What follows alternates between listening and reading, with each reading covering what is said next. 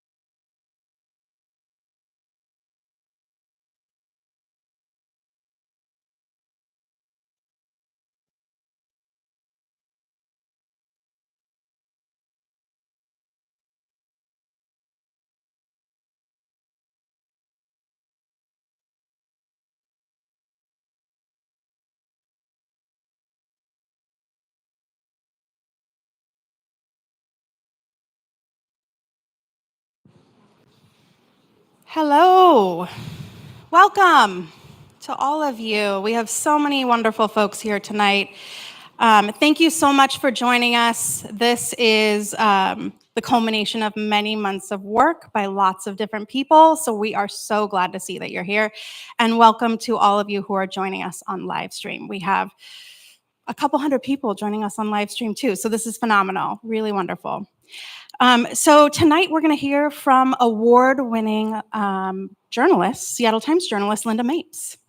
My name's Kaylee Cook. I'm a teaching professor here at the University of Washington in the Department of Communication, where I teach about journalism, media, community storytelling. I'm really thrilled to welcome you here tonight because this event has been, like I said, a lot of months in the works. Tonight we're going to hear from Lynda, and then we'll end with snacks. Some of you have already gotten some. That's wonderful. Please feel free to grab some refreshments during the talk. If you want to stay after, talk with us, meet Lynda where she has time, and talk with any of the other folks that are here. We'd be glad to have you all the way up until 8. This event is made possible not only by the University of Washington Department of Communication, but also the American Association for the Advancement of Science and their Kavli Award Lecture Series. Here to talk to you about one half of that partnership is Molly McElroy. She's a former manager of the Kavli Awards and now a senior communications manager at Fred Hutch here in Seattle. So welcome, Molly.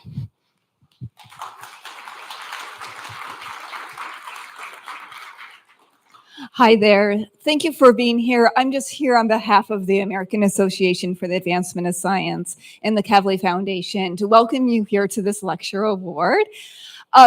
Yes, I used to work at AAAS and I've stayed very connected with them. I helped manage this award back then. It was founded in 1945, and it was became global in 2015 when the Kavli Foundation doubled their endowment of the award.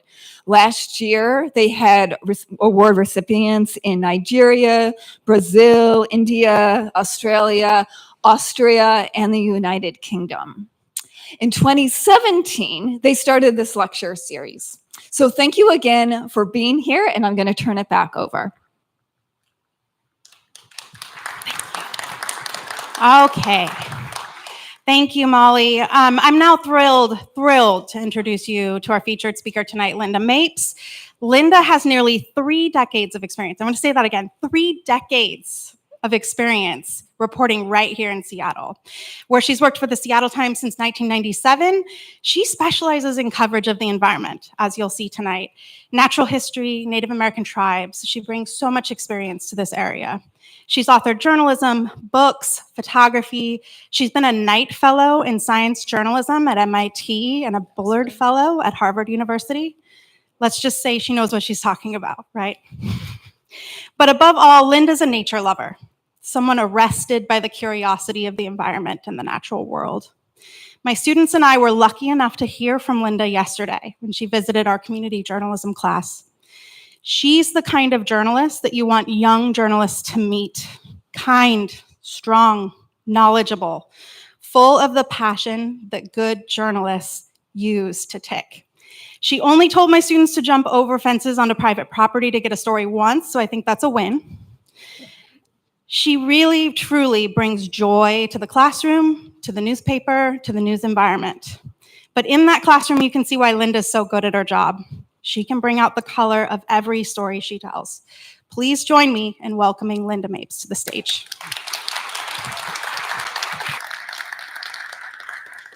Thank you. It's so Have fun. Thank you. Hi, everybody. It's wonderful to see you all. Can everybody hear me well, all the way in the back? Yeah? Sounds right? Okay. So I'm especially thrilled to see so many kids in the audience, and I'm especially thrilled to see so many students. Yesterday was a lot of fun for me. I went over, as Kaylee mentioned, to see her class and talk with them about this work. And I don't know what could possibly feel better than seeing the next generation walking into these shoes. So it's thrilling to know that young people, beautifully educated with their whole world ahead of them, want to do this. How great. I want to say some thank yous before we get started. The Kavli Award that I was thrilled to win for this work on behalf of the Seattle Times and with a big team of collaborators is, we call it the Pulitzer of science journalism. It's the award that we all strive for. The Kavli Award is a very important institution in the world of journalism because it elevates and it amplifies important work, not only in newspapers, but also, as a matter of fact, journalism writing for kids. One of my favorite stories that ever won a Kavli Award was a children's piece about the importance of whiskers. I thought, I'm going to steal that. I'm going to do that story someday, the whiskers of Puget Sound.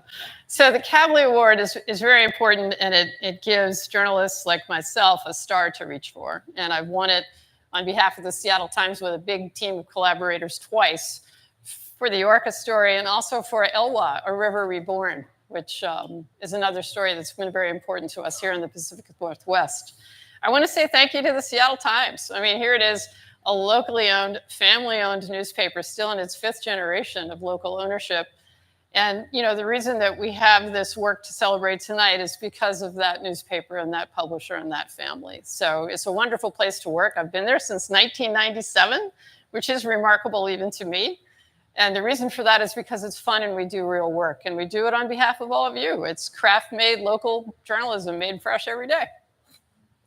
So with that, I want to tell you a little bit about what we're going to do tonight. This is an unusual talk. I made it specifically fresh for you for tonight. And part of this is because I wanted to talk about not only the orcas and the story, but I wanted to talk about how we got the story and also the stance of being a journalist in the world. Just kind of a boundary crashing, pull the curtain back, evening together to talk about what we do and how we do it and why we do it. I'm speaking for myself, but also on behalf of the colleagues that I work with, tell you a little bit about how we do what we do. A story like this honestly came kind of out of nowhere. I am an environment reporter for the paper, but this story really all happened because of her. So this is Mother Orca Tahlequah. And in 2018, she began doing something that scientists know very intelligent, highly social animals of all sorts, including us, giraffes, elephants, do, which is that when they lose one of their family members, they grieve. And so there was no question about what was happening when Mother Orca Tahlequah began carrying her calf that had lived only 1/2 hour. She carried it by her teeth or balanced it carefully on her head for 17 days and 1,000 miles. Now remember, she has to come up to the surface to breathe regularly. They are mammals like us. So that means every single time she had to remember to catch that calf one more time and hold close to it so that it would not be swept away by the current. So what is going through her mind What is she experiencing that for all that time she kept carrying the calf? It's 6 feet long. It weighs 300 pounds. She had carried it within her for 18 months. Because the orcas see inside of everything with their sonic beam, the entire pod knew she was pregnant. All the animals in her pod knew what had happened. And as she was carrying this calf, they stayed with her. She was in procession with them the entire time. And I think in many ways, we as a community were as well. When this story first broke, I got it as a press release, which is usually not the start of something big. But in this case, we made a decision in the newsroom. We had been covering orca and the fact that they were an endangered species for years. This story, that story, another story. But when this happened, that just did it. I thought, all right, that's it. We're going to stay with her. We're going to be a witness, and we're going to write about what she's doing and really honestly, what she's saying. What is she telling us? What is happening when this animal cannot successfully raise a calf? Because it wasn't only her. 2/3 of the orcas in the southern resident pods, J, K, and L, lose their pregnancies, which is why this population just is not growing. So we decided to step back and take a big, deep, long view at what was happening with this population. They're called the southern residents. They're organized in 3 pods, J, K, and L. They were listed as an endangered species in 1999. And at the Seattle Times, we decided to dig deep and go far. We did something very unusual. We proceeded over the next 18 months to write 5 special sections. So a special section is a hunk in the newspaper that's only about that topic. There are no ads. You get to just turn the pages and read and look at the pictures. We also did a very elaborate online presentation of videos. This was very immersive work that really took you inside the umwelt of the southern residents to hear them breathe, hear them hunt, hear the crunch when they got a fish, hear the sound of their calls. All that work is still online, and you can access it by going to seattletimes.com. Hostile waters, it's all there for you. So tonight, I want to talk about how we got the story, but I really super want to talk about why we got the story and why journalism matters. Science journalism in particular.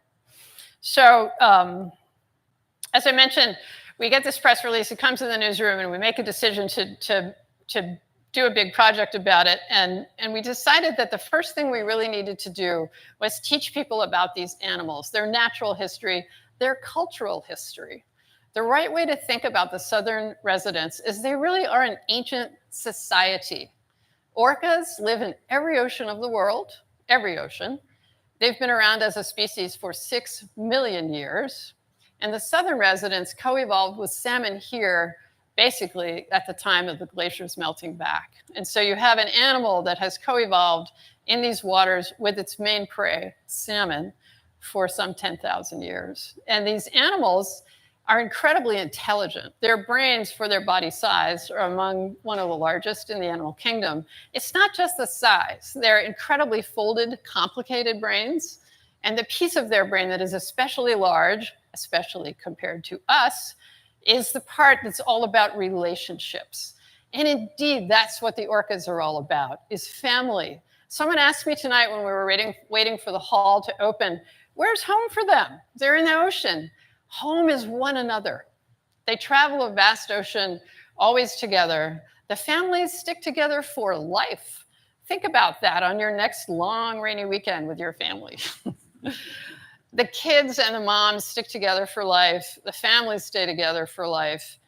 They each have their own private language in the pods. There are certain J-pod calls, certain L-pod calls, certain K-pod calls.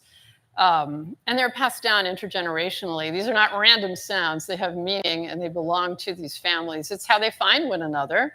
It's how they know who's appropriate to mate with. Let's step back a little bit to where we are. We're in the northeastern Pacific. There are 3 different types of orcas in our waters, and they share these waters. So you've got the southern residents, and you have the transients, also called the Biggs killer whales, and then you've got the offshores. The thing that defines these 3 different types is what they eat. And when you are an orca, you are what you eat. And no matter where you live in the world, you eat only what you eat. People often complain about the southern residents. They say, oh, they're so fussy. They only eat salmon and they only eat Chinook. I can't even afford Chinook. They should eat something else. Well, it just doesn't work that way. They're born a blank slate. Their mother teaches them what food is. They also have a jaw structure and stomach enzymes that are ripe for that food. And they co-evolved with the food that they eat. And they know the bathymetry of their home range. And they use the tides and the bathymetry and the teachings they're handed down intergenerationally about where the good spots are. They're like any other fisherman. They don't just like randomly drop a line. They go where the good stuff is and where they can catch it. And so, you know, the southern residents, it's all about fish. They will eat other fish. They'll take a lingcod in winter. They will eat coho. They will eat chum. They won't even bother with a pink. They won't bother with a sockeye. I've heard scientists say they will literally knock them out of the way. Beat it, you're bugging me. They want Chinook because it's the biggest fish with the most calorie for the hunting effort. And they find their food underwater in the dark using sound, which is pretty remarkable when you think about it. They have to chase down every salmon one at a time. And the fish are wily. They give them a real run for their money. Scientists have put all kinds of sensors on the whales, stick them on with glue, and they can see how they turn and they dive and they chase and they accelerate and they chase these salmon down and get them. And so that's the southern residents. They need salmon, and they need a lot of salmon. These are enormous animals, and they need to be able to swim 50 miles a day. And if they're pregnant, if they're lactating, they need even more food. I think one of the interesting things to think about is how well the big killer whales are doing. These are the transient orcas that you also hear about. Their population is growing like mad because they eat marine mammals. They eat seals. They eat sea lions, and there are a lot of those. And so those animals are doing great. Furthermore, the offshores, they eat sharks. They're doing fine. The northern residents, which are the kin to the southern residents, they live up above the Campbell River line, basically in Vancouver Island north and into the Broughton Archipelago. There's some overlap of territory. They eat fish too. They eat salmon too. They're obligate salmon eaters. They're doing great. They're birthing plenty of babies. Their population curve looks like this. We decided in our first story to go after that. Why? Is it better for the northern residents? They were our control group. So as we thought about this series, what did we want to get into? The first step was to figure out who are the southern residents and what are the limiting factors for them? Why are they having such a hard time? Let's go look at a place where they're doing well. So here's the context we're starting with here in the Salish Sea. This isn't the kind of tourist postcard that people like to put out there. This is Mother Orca Tahlequah carrying her baby, going past the coal docks out there at Roberts Bank. So that's real, right? I mean, these animals, the southern residents, are sort of the black leather jacket whales. They're the ones living in the most urbanized waters of any whale.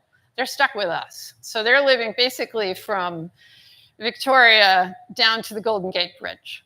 So again, you think about the northern residents, why are they doing so much better? Well, because they get this. This is a sanctuary for the northern residents. It's off the Johnstone Strait. And this is a very special substrate. These are pebbles, and they have the perfect rounded, smooth texture for them to scooch along on their bellies and scratch, which they love to do. They press all the air out of their lungs, and they ram themselves down on the pebbles and get a nice, good scratch. And this is a totally social beach for them. They have sex there. They talk. They rub. They roll. And it's been set aside as a sanctuary only for the northern residents. There are no boats allowed in there. It's quiet. It's just for them. The southern residents have nothing like that. Everywhere they go, they deal with boat noise, people, racket, pollution, and not enough fish. These are the main threats to the southern residents. They don't have enough to eat. Everywhere they go, it's hard to hunt because we're making too much noise. And what they eat is full of PCBs and other pollutants that are very damaging to their endocrinal systems. So why are the northern residents doing better? Well, they've got a sanctuary for one thing. You know, I look at where we live. This is Mount Baker, of course, and the San Juan Islands. And you think to yourself, how could that be anything but perfect? It's awfully beautiful, and it is. And they still chase down salmon on the west side of San Juan Island that are headed to the Fraser River. They still have the same incredible athleticism, and nothing has made them any less an orca, even though they're struggling. Let's talk about how incredible these animals are. They can burst swim at 50 miles an hour. They can dive down to 100 feet, no problem. They have conical interlocking teeth so that they can just rip their prey apart with a shake of their head. They find their food in the dark by sound. They can communicate with each other that way too. These are incredible animals. Remember, they're the top predator in the sea. They can eat anything they want. Whatever food is to them, they can get it. If they're in South America, they're snatching baby seals right off the beach. If they're up in the Arctic, they're creating waves to rinse seals right off of the ice floes. Whatever it is that they've learned how to do, they do it better than anybody. Around Australia, they go around and they take the livers out of great white sharks. So that's what an orca is. They're not sea pandas. No, they're not. They're incredible hunters. And they're incredibly long-lived and resilient. The oldest southern resident is my totem animal. She's L25. She was born in the 1930s. So she's lived through all the dams built on the Columbia Snake River, the damming of the Green River, the incredible population explosion of this region. She's still out there hunting with her family. I think that's inspiring. But they don't have this. So this is Hansen Island up there in the Broughton Archipelago. When we were up looking at the territory of the northern residents, this is what it looks like. Well, you know what? That's what Puget Sound used to look like. We used to be a place of old growth forests. Everywhere we are standing was once deeply forested with giant trees. And if you want orcas, you need salmon. If you want the salmon, you need forests. The salmon forests of this place exist in an intimate and beautiful exchange of nutrition, of stabilization, and mutuality. And up there, it still looks like this. We know what it looks like down here. We have a few old growth trees here and there, but you're not walking around in that. So context, ecological context, is everything for these animals. It isn't just the blue water. It's the transformed landscape all around them and what else they're sharing the water with. And then there's this. What are these? These are Namu's teeth. Namu was the world's first captive killer whale, and they caught him up in waters of Alaska, brought him down here in a floating sea pen, and put him in Elliott Bay. That was Ted Griffin. He's still alive. I talked to him 2 weeks ago. He got the key to the city. He was treated like a hero when he brought that wild animal to Elliott Bay and turned it into a little horse that he would ride around, and it made him balance a ball on his nose and all the rest. People loved Namu. There are scientists today who became killer whale scientists because they fell in love with orcas because of Namu. Namu lived less than a year because of all the pollution in Elliott Bay. Namu started the craze of the capture era, where anyone could go anywhere and catch themselves an orca and sell it to an aquarium for profit. These poor animals are being separated from their families. They deliberately chose the youngest ones because they were the cheapest to ship.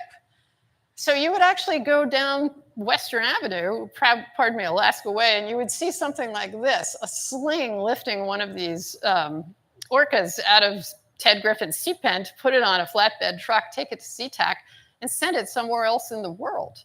We thought this was normal. This didn't end until 1976. In the Seattle Times, we covered it like a sporting event. We would say, Ted Griffin is hunting again today. We thought he was terrific. It's really important as journalists to research the history of your subject and understand that people are who they are in the moment. We thought this was fine. And you know what changed it? The orcas themselves. As people saw these orcas up close in places like SeaWorld, they realized that these were not the bloodthirsty killers that they thought they were. And they learned about their intelligence, and they changed their minds about orcas. And these animals that had been reviled and shot on sight by fishermen were protected. And hunting orcas in Puget Sound was shut down in 1976 by the late Governor Dan Evans, Ralph Monroe, still with us, and Slade Gordon, who also has passed on. All Republicans, by the way. This poor animal is 3 years old, and she's just been captured in Penn Cove, and she's being sent to Miami, where she lived the next 50 years of her life. This is Lolita, and you probably read a lot of my stories about her and the effort by the Lummi Nation to try desperately to free her, finally, including carving a telephone for her, this beautiful totem pole for her, and taking it down to Miami as a blessing, carrying the prayers of people all along the way to get her released. The people at the Seaquarium would not let the Lummi Nation delegation come into this aquarium, and so they held ceremony for her outside on the sidewalk. They also brought the calls of her family on a tape recorder and played it at maximum volume, hoping that she might be able to hear her family. I talked to a reporter for a television station who was able to actually go and see her and interview people at the Seaquarium back when they allowed that. They would never allow me to go talk to them or see her. But he did, and he took a recording of LPOD calls with him when he went, just to see what would happen if he turned it on. And so he's standing by the side of the tank, and he turns it on, and she comes right over and listens and listens and listens. And he said he couldn't believe her interest in hearing that call and how small her tank was. He said it would be like someone putting you in a bathroom for the rest of your life. The Lummi Nation, the former governor, the late Governor Mike Lowry, many people tried to free her. She finally died in captivity just last summer. All right, let's talk a little bit more about the other work that we did about the orcas. After we looked at the northern residents, we decided we really needed to talk about hunger. Why were they so hungry? What was the problem? Well, that was all about salmon. And if you want to talk about salmon, you have to talk about these. That is a herring. I went out on a cruise, a research cruise out of the ocean that NOAA invited me to join on the Shimada, which is their flagship research vessel. And I went out for a week to watch scientists as they sampled the Columbia River plume in the spring. They wanted to see how was the outmigration looking in that plume of water leaving the Columbia in the spring. We know our fish, when they leave, they mostly turn right and they head up to Alaska. So they wanted to sample shallowly in the water column, going out about 150 miles, see what they caught. And it was fascinating, honestly, first of all, to see the beauty of these fish when they're just this bright and fresh and new from the sea, but to understand the complexity of the food web that these salmon are encountering and how badly they need to get big fast. Your job as a little salmon is to get bigger than a bird's beak quickly. They head out there and they live anywhere from 2 to 4 years, depending on the species. That's where they put on all their body size and then begins the miraculous journey home. So if they don't get what they need out there, they're never coming home. And climate warming has really changed the food web in the sea. The year that I was out there, they were catching a lot of things that they normally wouldn't catch because things were changing in terms of the species that were suddenly in the California current. That's still going on. Right now, we just got a paper that came into my inbox 2 days ago about Japanese sardines are suddenly being seen off our coast. Things that aren't supposed to be here are here. Things that are supposed to be here are not there in adequate abundance, or tiny little things that run the world, like copepods, the little bitty things that the salmon need to eat, aren't fatty enough. And so these salmon are just not coming back. They're not coming back whether they're hatchery salmon or they're wild salmon. I mean, we've pumped hundreds of millions of hatchery salmon into the ocean every single year, and yet still the populations of Chinook up and down the coast on rivers with and without dams are flatlining. And so we spent a lot of time out on boats, out on the ocean, researching this question about why are the orcas hungry and what do we need to do about it? So we focused on hunger. We also, of course, had to talk about habitat. If the habitat isn't suitable for the fish, they're not going to prosper. This is the Upper Green River. It looks great, and they can't get there because there's no fish passage at the Howard Hansen Dam. That's finally changing. There's a lot of money that's been put into the budget to try to begin to design fish passage for the Howard Hansen Dam, but it's been there since 1960, and it's never had fish passage. This is the Lower Green River. Good luck, salmon. It's a great place if what you want to do is warehouse a box. This is now the second largest warehousing district in the West Coast. So it makes for a lot of efficiency and a lot of human wealth at the expense of the natural wealth that used to be in this area. This is what it looks like up close. So what does salmon need? They need forests. We talked about that for cool, clean water. They need a nice, soft substrate in which to dig a nest. And what are you looking at? You're looking at a baking, concrete, steep, levied wall. So if you're salmon, that's basically a fire hose that you need to get in and out of as quickly as possible. There's no place for this incredible transition from a freshwater animal to get ready for a saltwater journey. There's no food and there's no shade. So no one should be surprised that we are having the trouble we're having. But it's not as bad as it could be. This is California. Now, this is an important point. I want you to hear this because you're all Washingtonians.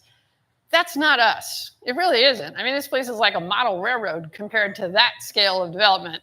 I'm from the East Coast, so I know what freeways look like, and I know what big cities look like, and we don't look like that. When we made this trip, we were going to the Sacramento River. Also a salmon river, believe it or not. California used to be a big salmon state. And we were out with this poor biologist who was looking for some of the last winter run Chinook that orcas still chase down there. We spent a 105-degree day with him and then made our way to some terrible restaurant where we got about 8 glasses of water. And the waitress, when she brought our check, she looks at my credit card and she said, "Oh, Seattle Times, what are you doing down here?" I said, "Oh, well, we're writing about orcas and salmon." And she said, "Well, I don't get cable, so I don't know about that." And I thought, okay, how sad is that? You don't even know that you live in a place with salmon and orcas. We still think of ourselves as salmon people, that Washington is a salmon place. And this is incredibly important. As long as we have that identity and we fight for it, we can still make a difference. They've forgotten. They've forgotten. And this is important too. There really is still hope. That is Mother Orca Tahlequah with her new calf, which she had after the baby that she lost. Now, I want you to notice something special about this little baby. What is in its mouth? Go ahead, shout it out. What's that? What does it have? That is a salmon. So that baby orca is so young, it's still nursing, and yet it's carrying around a salmon. It's just like learning how to be an orca, which is just obviously very sweet. And then there's L25, still out there at age 90, whatever, still fighting for her family, still finding the fish. The Orca Society is a matriarchal culture. These pods are all led by the eldest female. They are the ones that carry the vast ecological knowledge that was passed on to them by their mother. And so L25, you know, when she's leading the pods to fish down in Monterey Bay, you have to ask yourself, is she actually getting anything, or is she just chasing a memory of fish? This was the last piece we did in the series. It was all about habitat. And it was about the point that these animals can still do it if we give them what we need, what they need, which is space, which is quiet, which is enough salmon and clean food. And for the salmon, they need cool water, they need clean water, and they need forests.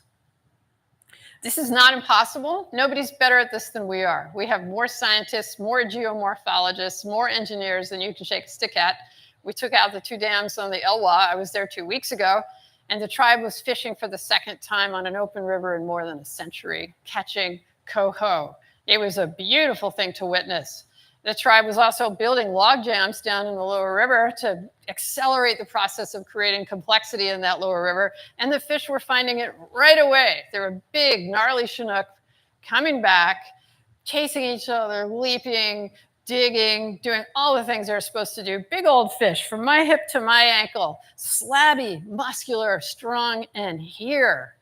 So we can do this. Just took down 4 dams on the Klamath River. took down Condit. Nobody's taken down more dams than the West Coast. And there's a lot more work to do, and it can be done. And I'm not suggesting that everything should be blown up and rolled back, but we can make space. We can step back. We can share this place with these beautiful animals here long before us. As journalists, I'm speaking to the class here, always ask when you come into a place, what and who was here before? What was this like? Because it will guide your imaginations and your questions to the answer, what do we need to do? Okay, now we're going to have a slightly different moment in the talk. I want to talk a little bit to you as a reporter about the life of a working reporter, full-time, every day. Breaking news, just basic stuff, right? This is what develops the expertise for me as a writer and you as an audience about our world. This story here, Ilpad's orca calf found in poor health. I did that story in, 2 hours. We posted it that same day. This is urgent breaking news. There is an orca that gave birth, Ilpad, just a month ago. And it was very sad to have to write in less than a month that this poor animal was already emaciated, failing, that the scientist who observed that she actually brought the calf alongside the boat as if to ask for help. And the orca that was carrying that calf was not even its mother. So where was mom? So things are obviously in a desperate, dire way for this poor animal. This is what we call breaking news. I did it quickly. We got it out there. And I do it because that's the job. And if you do enough of it, I learn a lot, and so do you. This is similarly breaking news. Top story, lead on the local section. It's the annual population count. Now, with this particular population, that's news because there are only 73 of them. That's what the number was when they first started counting. We've made no progress since 1999. That's a catastrophe. And so that's news. Again, this is a story that I did in just a few hours. We posted it, and it was in the next day's paper. So everything isn't, the big glamorous 18-month project. A lot of what we do, what I do, is to get the news out to you so you know what's happening. But the other thing that's really important as journalists is context. Okay, so this story, how could this have come out any worse? This is about cormorants taking over the Columbia Megler Bridge down in Astoria.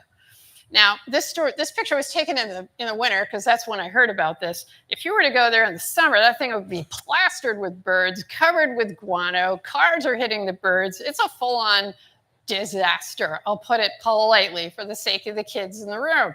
How did this happen?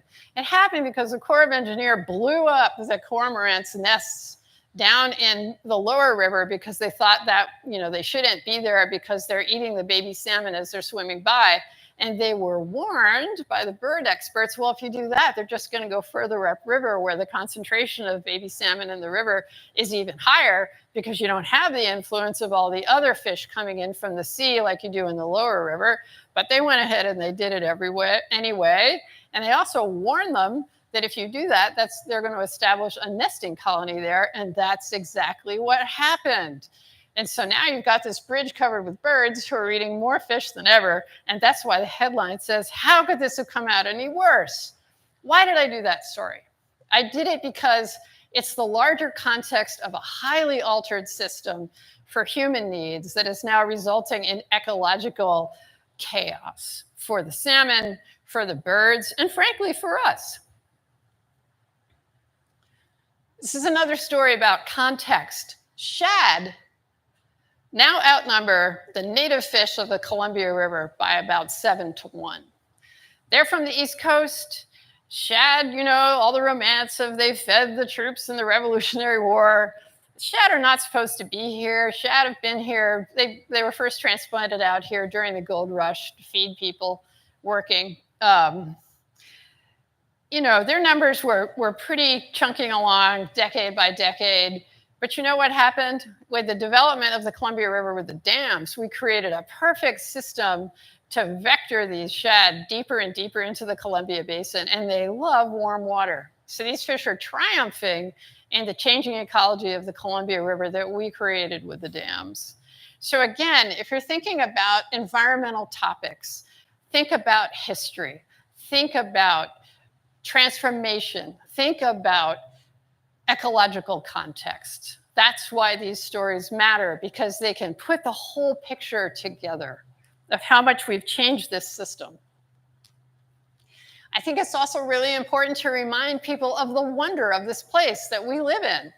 Eelgrass, what a basic, simple little thing that is. And yet, eelgrass is an incredibly powerful piece of the Puget Sound ecosystem. If you care about salmon and you care about orca, you super need to care about eelgrass. And so I did a piece based on several scientific papers about the wonders of eelgrass, what it is, how it works, why it matters. I heard from so many people about this simple story. My favorite was an email from a mother who sent me a picture of her kids crashed out in the back seat, exhausted after a day exploring Puget Sound beaches that she suddenly appreciated in a whole new way. I love it when that happens. Basic watchdog journalism, very important part of the job. This story at the top of the page, Chinook bycatch shuts down Alaska trawl fishery.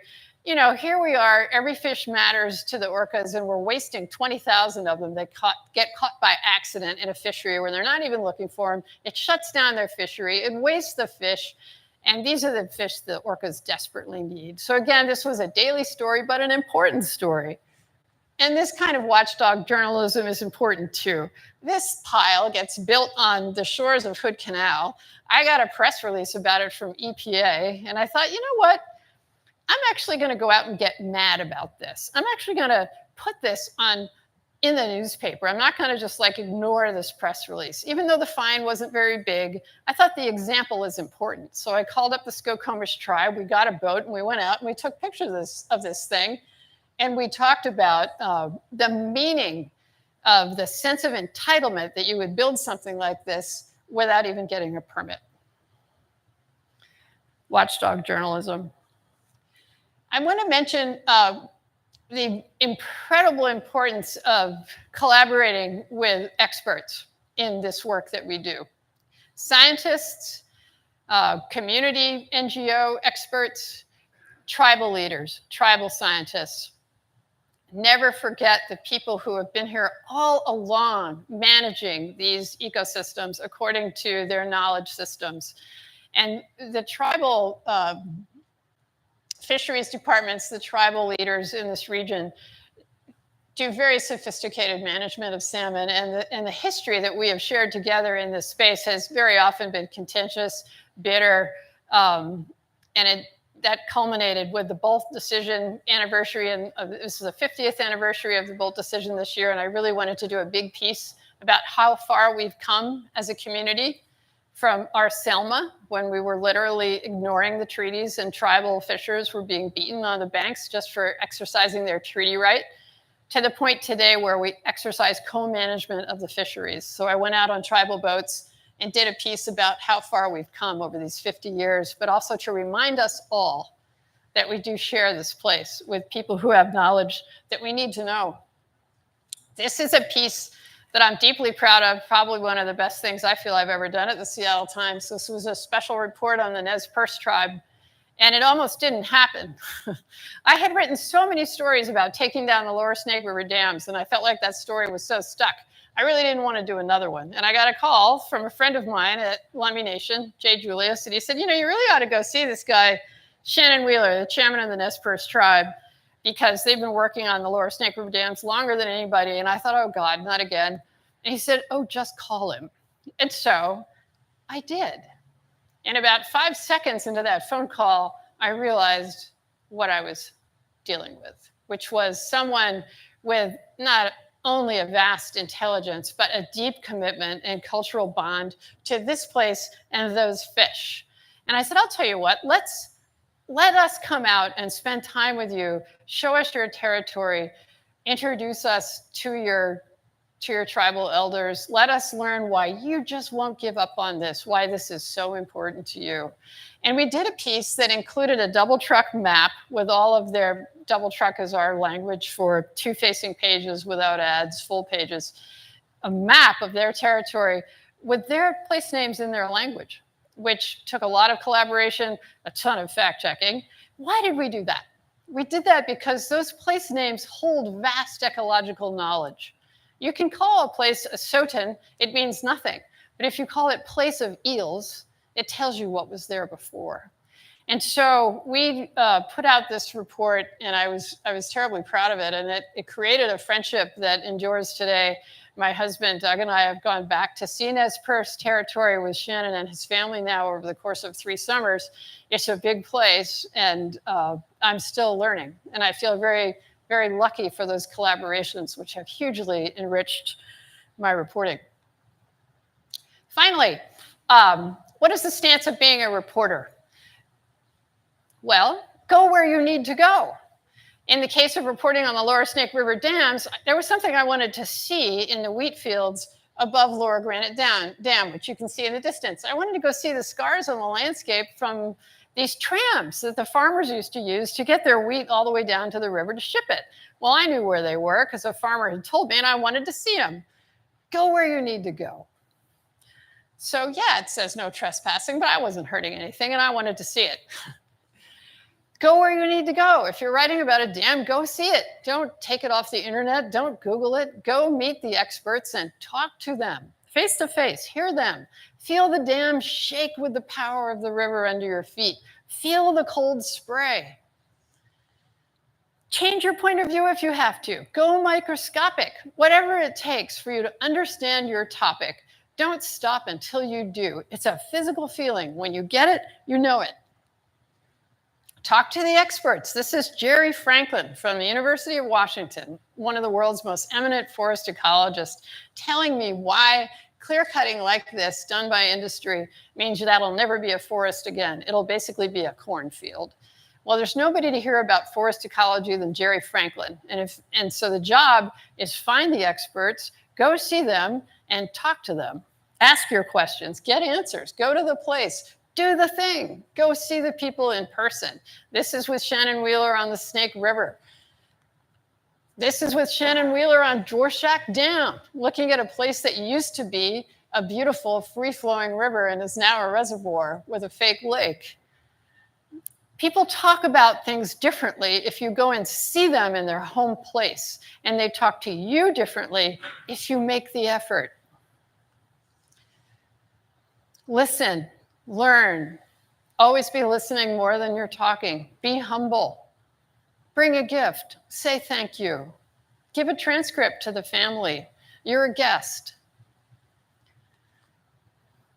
Remember the interrelationships of what you're writing about.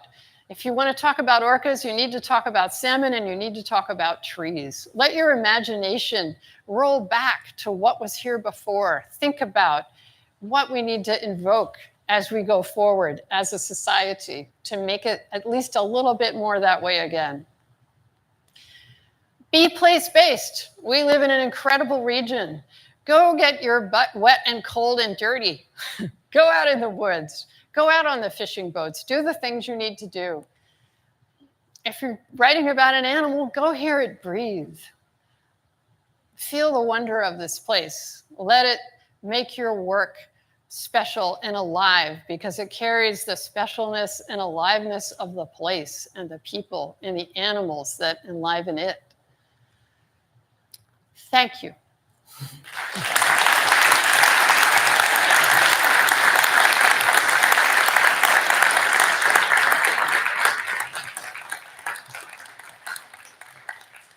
I'm here for you, and you can ask me anything.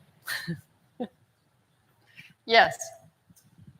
Are there any proposed locations or locations that might make sense for a safe place in the Puget Sound for the Southern residents? Oh, I love that question. The question was, are there any suggestions for a sanctuary for the Southern residents in Puget Sound? Probably not in Puget Sound because it's too noisy, honestly. I mean, too many ferries, too many container ships, too many boats, too many. Probably we'd be talking about, and we have talked about, the west side of San Juan Island. I mean, this is a place that's vitally important to them for fishing. It's a place that's vitally important to them for their families. it is a place that if we were to set aside that zone from all boat traffic, not just no longer being able to take whale watch tours there, which we've already done, but just, Joe Sixpack, everybody, you're not going there anymore. That would be important. Swiftshore Bank would be another really good place out on the Strait of Juan de Fuca. Salmon really stack up there for some reason. The orcas fish there heavily. They're spots that would make a difference for them. But the first one that comes to mind for me is the west side of Salmon Island. Yes? I've been told a lot that a really good way to kind of make your voice heard on things is to write like letters to the editor. And I'm not a journalism major, I'm a science major. So just like, what advice do you have for writing letters to the editor or op-eds and making them like as effective as they can be? So the question is, how do I write a letter to the editor or an op-ed to make it as effective as it can be? Number one, look up the how to do it, because every newspaper has that. There's always a length limit, and you're not helping yourself by turning in more than they will take. Argue at point of view. Have one. You're not just giving a sock drawer full of information. Have an argument, something that you feel passionately about. And if it's something that you know from your personal experience or knowledge, all the better. Kind of a my point, my take stance is very valuable. And this is work that I wish more people would do. I wish we got more letters to the editor from people other than interest groups. We get a lot of those, but what I think are particularly special are letters from scientists, from students, from mothers, from ordinary people living in this world who have something they want to share. So those pages are for you, and somebody's going to fill them. So by all means, please be one of those people. At the Seattle Times, the length limit is, I think, 555 words. So it's not too bad. You can say something in that. Thank you. Yep. Yes.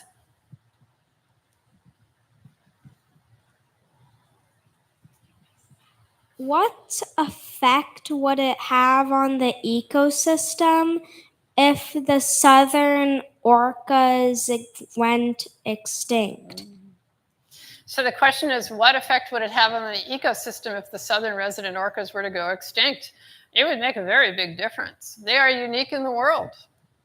Yes, there are other populations of orcas. We talked about some of them right here in the northeastern Pacific, but they are the only southern residents, and they've been here for 10,000 years, and they have a unique language and a unique culture. It would be like losing any other unique group of people in the world. These are the people who live under the sea. That's a belief of the Coast Salish people. They call them the Quiltamuchtan, the people who live under the sea. And I love to think about that because it gives them their due. These are not random, expendable elements. These are families. This is an ancient society with its own language. They even have greeting ceremonies. And as predators, they are top predators in the ecosystem. And so their effect on the ecosystem of the food that they take is important. They are part of a balance, a larger balance, which is presently out of balance, but they have their place. Yes. Hi. You spend a lot of time with research and talking with people related to orca. I'm curious, how did you make this sustainable? Because you're balancing your relationship with orcas, your family, and you mentioned you have a husband. That's a lot of relationships to juggle. I love that question. So the question was, how did you do this in a sustainable way? My husband is here tonight. Thank you, Doug. Yes. I think sharing is a big part of that. And in my marriage, Doug comes on my trips when they're the good, fun ones. He came along on that trip to Nez Perce country. I live my job very holistically in my work. Those are actual relationships with people. I'm not just showing up as a cop with a ticket book. I form a relationship, and those are lasting relationships, which makes it not only sustaining, but enriching for me. And as I mentioned, Doug often comes on my trips. My most important stories, he reads them when I'm still struggling with them. We do read alouds at the dinner table because I figure he's like you, right? I mean, he's the first audience very often. So he's very much along for the journey. And And so that makes it not something that's taking me away from us, but it's something we very much live together. And in terms of just dealing with the job and its demands, you know, believe me, I have my days. For sure I do. But honestly, the work is very rewarding. What you get to learn, feeling like you can do some good. I feel like a little country doctor with my bag, you know, going out to share information with my community. I live here. This is my place. You know, I'll be out there pulling dandelions, and my neighbor Catherine will say, "Hey, great story today on forests." So that means a lot to me. Yes.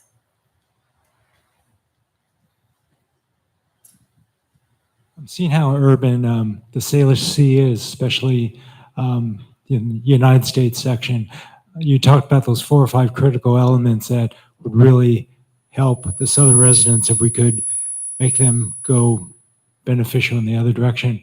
But just about pollution, can you talk about what scientists have told you they think? Is there enough time to get the polluted food factor under control enough that it would help significantly? So the question is there enough time to get the food clean enough that it can help significantly? Here's what I think the real problem is, actually. I still think it's the amount of food more than the fact that it's polluted. And here's why I say this. The transient orcas eat seals. So they're eating higher on the food chain. They're getting an actually bigger hit of PCBs and so forth in those seals. But they have all they can eat. One of the reasons the southern residents get the hit that they get is because they're burning their body fat, because they're not getting enough to eat. I mean, those pollutants are lipophilic. They're sticking to the body fat. So if they're burning their fat because they're not getting enough to eat, the pollutants are unlocked from the fat into their bloodstream. If they have plenty to eat, they're just sitting there. And so again, it comes back to quantity and quality. Is the fish big enough? Is there enough of it? You know, these little bitty salmon in skimpy diets, they're like us. They're not fasting adapted. They need to eat every day, and especially if they're trying to have a calf. In the back, I see your hand up. So my question is going to involve Kaylee, if she's willing. I'm really struck by the conversation you've brought forward about building relationship with people we tend to call sources. Mm-hmm. And I'm really struck by the fact that you take great pains to turn to everyone you work with to let them see what they need to see to be able to fact check with you. Yeah. Kaylee, you have a bunch of talented students and they want to say, hey, can I go talk with a source about the interview that we've done and the work I want to do? And can I try to build that source relationship with an appropriate story? And I'd really love it if the two of you might talk back and forth just a little bit about this issue for the students to hear.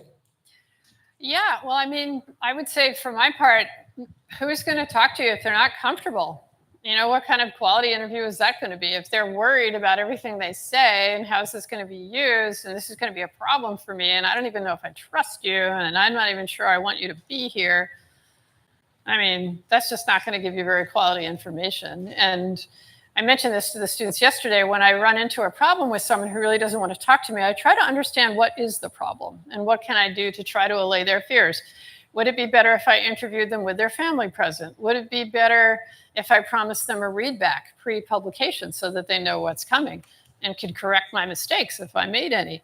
You know, what can I do to make this comfortable for them? Because after all, unless it's a public official, and that's a complete other conversation, most of these are non-combatants, ordinary people who don't need to talk to me at all. So I'm asking them to take a risk with something that is so personal, namely their story.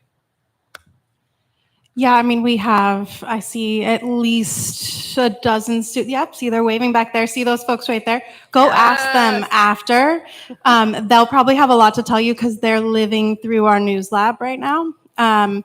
Our theory here at UW in journalism is about providing low-risk opportunities to fail while you're still in college. Then you're not in front of millions of people or hundreds of thousands of people making the mistakes that you need to learn from early. So we're watching students build those relationships, maybe in ways that don't feel comfortable initially, find what feels comfortable for them in the rhythm of producing news effectively in college, so that by the time they get their first gig, whether it's an internship or a job, they can start building those relationships in ways that help them build stories honestly, ethically, effectively, and tell the story well. So hopefully we're doing okay at that. It's always something we're trying to work on.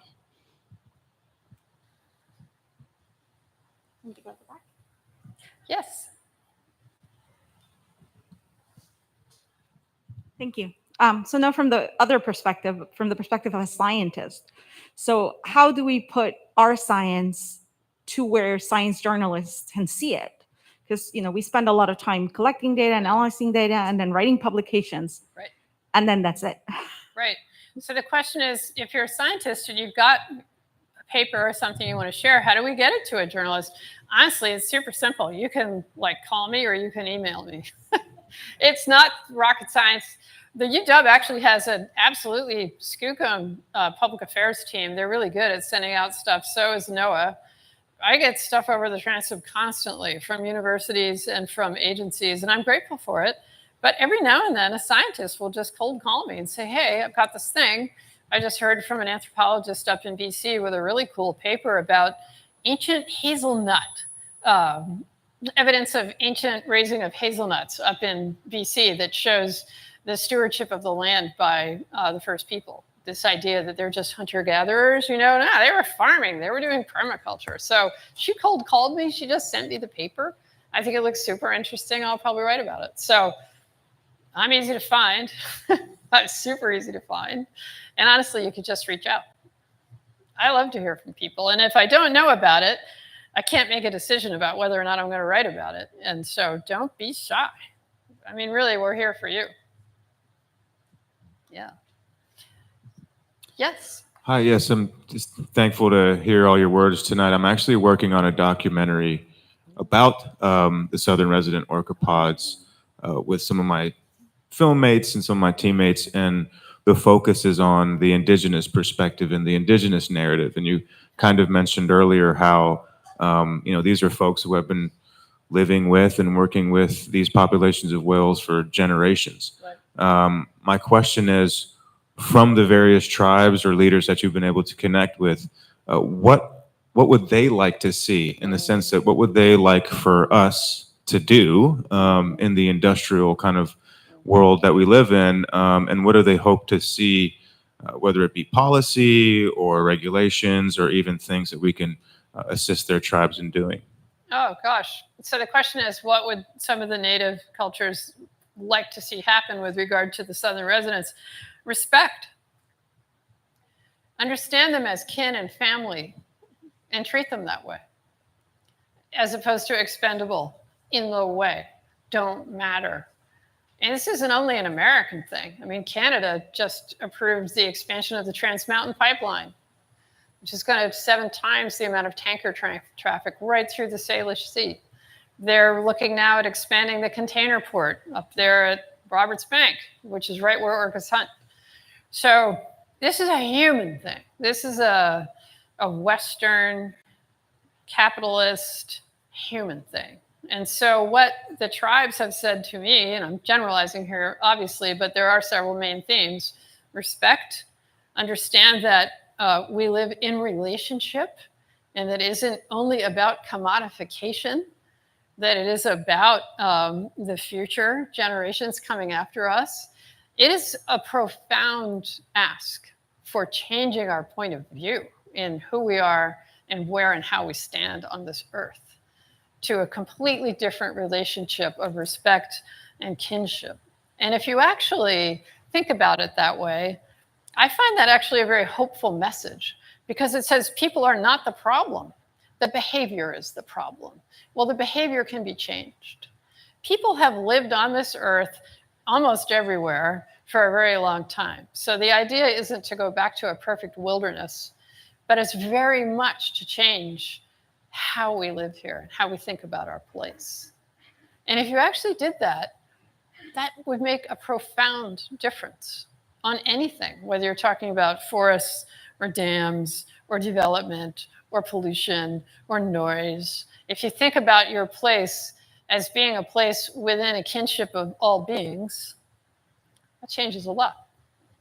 And that is the fundamental knowledge system and teaching in the Coast Salish cultures, which is why they were so successful for so long and why they still are here, still here, still here. Yes. I have two questions. Okay. The first one is, you said that noise is a problem to the orcas. How exactly is that? So the question is, noise is a problem for orcas? How is that? Well, they need to hear a tiny little click of the sound that they make bouncing back from the swim bladder of a fish. And if there's noise of a boat nearby or disruption by a boat nearby, they can't hear what they need to hear. It would be like me putting my hand over your eyes or turning out the lights in the grocery store and telling you, you have 45 seconds to go get your dinner. You wouldn't do very well because you couldn't see. This is a kind of masking. It's auditory masking, and it has the same effect. They can't hear what they need to hear to get their dinner. So that's the first question. What's the second question? What year was the hunting shut down again? Sorry, what year did what shut down? The hunting the orcas. Oh, 1976. Got it. Thank you. You're welcome. I see a hand in the back. Yeah. Wait, how can you quiet the boats that produce a lot of noise? So the question is, how can we quiet it down when there's a lot of noise? Actually, there's a ton we can do. Go slower. If you go slower, you're quieter. And that's true whether you're a car or you're a ship. The other thing is spend the money to get a better prop. The noise is caused by cavitation. It's caused by a propeller that's not in perfect sync with the water that's passing over it. If you spend the money to upgrade your ship and have it nice and modernized and you cut your speed in half, it solves the problem. There's a lot of voluntary shipping slowdowns that are going on in the Salish Sea. The Port of Seattle does it. Port of Vancouver does it. I said it was voluntary. And they only do it when orcas are present. Well, I don't know. Is that good enough? Maybe we ought to make them spend the money to have better propellers, and maybe they ought to do it all the time. It means they would have to burn more fuel, so there's a climate cost to that. It means you wouldn't get your stuff in one click in a minute. Maybe we could manage that. But that's your answer. Go slower, and the propeller needs to be properly maintained. However, there's still Joe's six-pack out there. Here I'm just talking about your recreational boater. Man, some of the worst things you see on the water is just ordinary people going out and racing around like daredevils in their little recreational fishing boats. So honestly, it takes all of us. But the main noise impact is the industrial scale shipping that's going on in the Salish Sea. And it's only increasing because of commerce and population growth. And, you know, people keep buying stuff, so they're going to keep shipping it. Yes.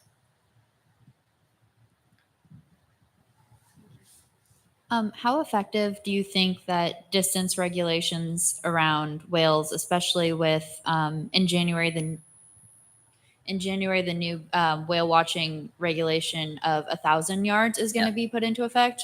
How effective do you think that is, or have you talked to people about how effective that is in reducing noise for the whales? And so the question was the distance regulations with regard to commercial whale watching. How effective do I think that's been? And in January, it goes to 1,000 yards. I think it's 100% effective because you can't see anything at 1,000 yards. So basically, the commercial whale watch guys have given up on the southern residents, which is great.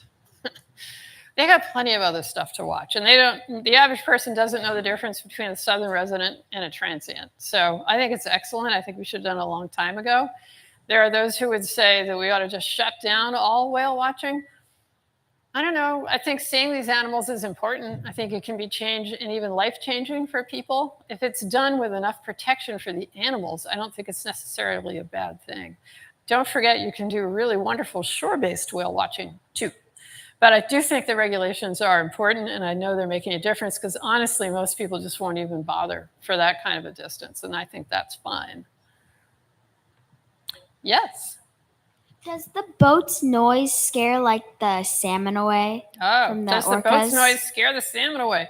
You know, I'm pretty sure if you bring a container ship ripping down a waterway, it probably does scare the fish away. Yeah. I think industrial level ship and boat noise, and we've changed the oceans with our level of noise horrifically. And there are so many animals that need to use sound to find one another, to hunt, and who would want to listen to it?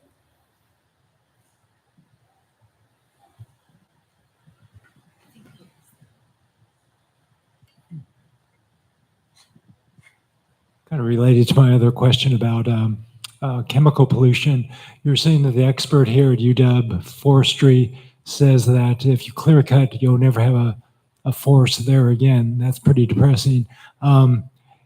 As far as salmon and orcas go, is second, third growth forest almost just as good because it keeps the water cooler and provides nutrients, or is it a far, far cry from pristine forest? So the question is second and third growth, you know, pretty good because it shades the water? You know, anything's better than what you saw on the Bear Levee bank there in the Lower Green River. Shade is shade, and that's important. But there is a real difference with young trees because they suck up so much water. There was a really important paper done by Catalina Segura and Julia Jones at OSU, and they found something pretty dang shocking that the forest industry really didn't want to hear, which is that when you cut down an old growth forest and you replant it with nice, thrifty, young, fast-growing trees, those things suck water, so much water, that you deplete the summer's time stream flow by 50%, which is a huge number. And that effect lasts for 50 years until those trees get enough size that they have more stomatal control in their leaves and then they're not just massively transpiring. So, you know, of course you don't just want a bare baking riverbank. You want stuff growing on it. But honestly, big trees, complex canopy, a tree that's got maturity, big roots to really hold the bank. What was there before?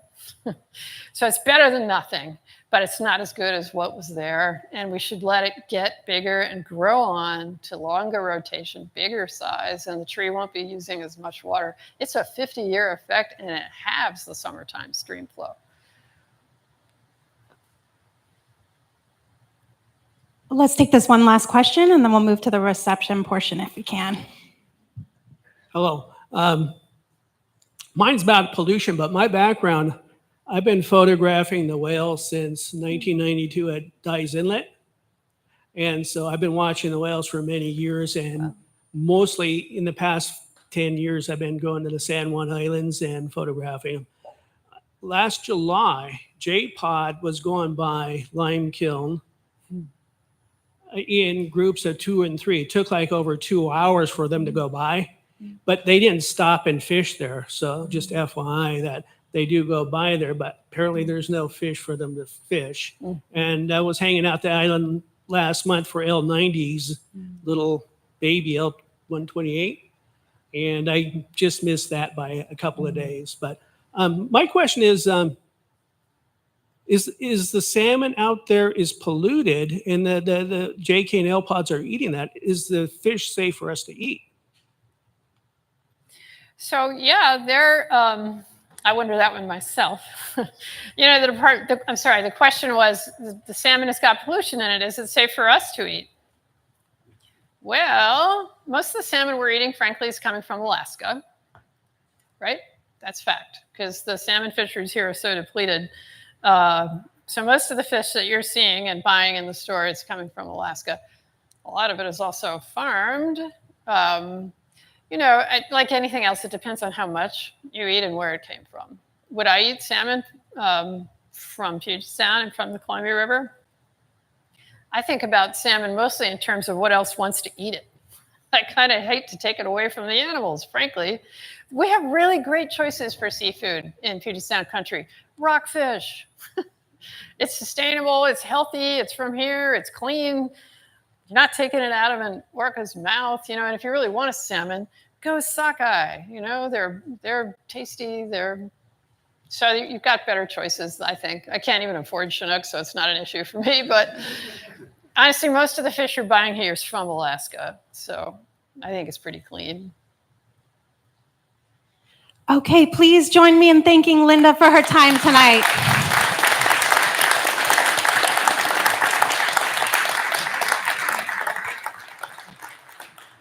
There's refreshments and a few more pieces of food back there. Please enjoy your time with us.